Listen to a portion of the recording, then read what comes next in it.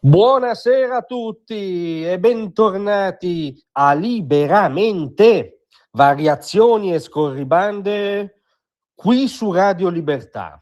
Allora, giuro che non ho sviluppato un istinto sadico nei confronti di voi ascoltatori, ma stasera vi devo sottoporre quello che potremmo chiamare il soccorso arcobaleno di Elly Schlein a Matteo Lepore, al sindaco di Bologna, che di fatto in questi ultimi giorni ha agito come il capo degli antagonisti dei centri sociali bolognesi. Ve lo voglio sottoporre perché, se possibile, la toppa di Elly riesce a essere peggiore del buco di Lepore.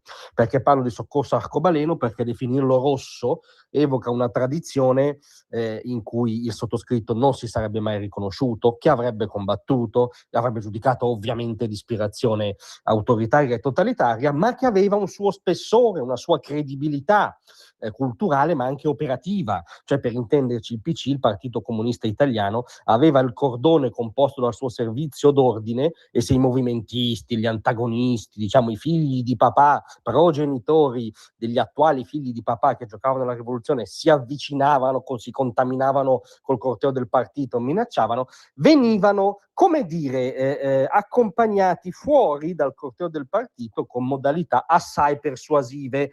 Quello era un partito non condivisibile dal mio punto di vista, ma serio. Nella invece commedia permanente del PD spiccano le dichiarazioni rilasciate dalla segretaria ieri sera in onda sulla 7, che ora stanno rimbalzando su tutti i siti a proposito di queste folli, pazzotiche, sconsiderate giornate bolognesi.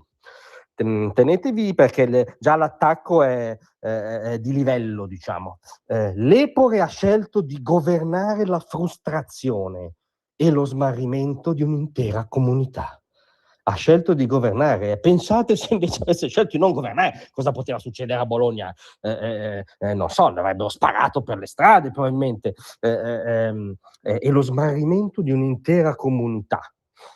Proseguiamo. È stato importante per non lasciarla in balia delle spinte più estremiste degli antagonisti. È meraviglioso, Elly ci sta dicendo che l'azione di Lepore di queste ore è stata importante perché ha evitato che Bologna finisse in balia degli estremisti e degli antagonisti.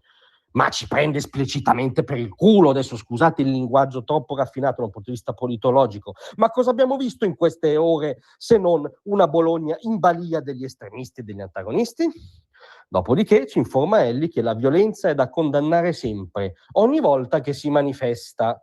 Non so se ci sia un'allusione nel caso molto equivoca, ambigua e preoccupante, detta dal leader principale del partito dell'opposizione, che equipara la violenza antagonista alla supposta violenza della polizia. Mi auguro che non ci sia, ma dato i precedenti non sono ottimista. Poi ha continuato la segretaria come segue. La politica non deve arrivare con condanne o assoluzioni di ufficio. Sarà la magistratura a stabilire se ci saranno responsabilità e di chi. Grazie, da un lato è il festival dell'ovvietà, dall'altro quindi avrà tirato le orecchie, convocato, richiamato all'ordine democratico istituzionale il suo sindaco, che a pochi minuti, credo, dai brutti fattacci purtroppo sfociati nel decesso di questo cittadino marocchino, che era lì a comportarsi violentamente, aggredito anche a morsi le forze dell'ordine. Ma comunque, insomma, il fatto quello è. E pochi minuti dopo Lepore aveva convocato una manifestazione intitolata Giustizia per Fakir.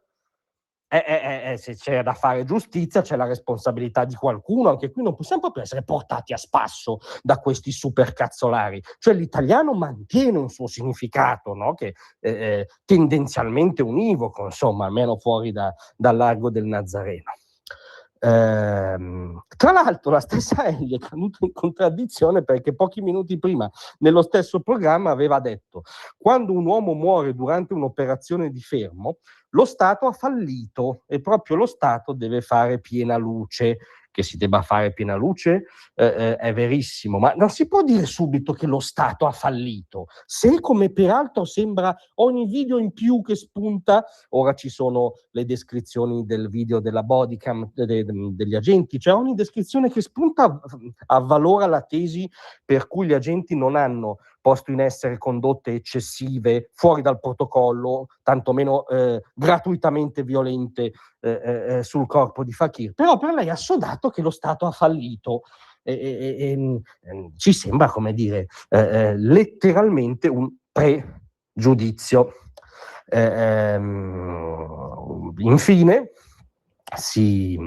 fa la lezione, diciamo, la professoressa Elli, il ruolo della politica sia quello, non ritengo che il ruolo della politica sia quello di precipitarsi a commentare ogni giorno i fatti di cronaca alimentando delle opposte tifoserie, ma esattamente quello che ha fatto l'Epore hanno fatto a ruota tutti i luogotenenti del PD, figure non secondarie, Francesco Boccia per dirne una, cioè delle persone dirigenti importanti del Partito Democratico, chiaramente di ascendenza schleiniana, hanno parlato, addirittura hanno tirato in ballo il modello AIS per dire come si sono precipitati a commentare con tesi che non c'entravano nulla. Ma siamo sicuri che li avrei chiamati tutti all'ordine. Scherzi a parte, siamo invece sicuri che questo soccorso arcobaleno di Elli all'Epore dimostri per l'ennesima volta la totale inaffidabilità della sinistra. Grazie a tutti, a domattina.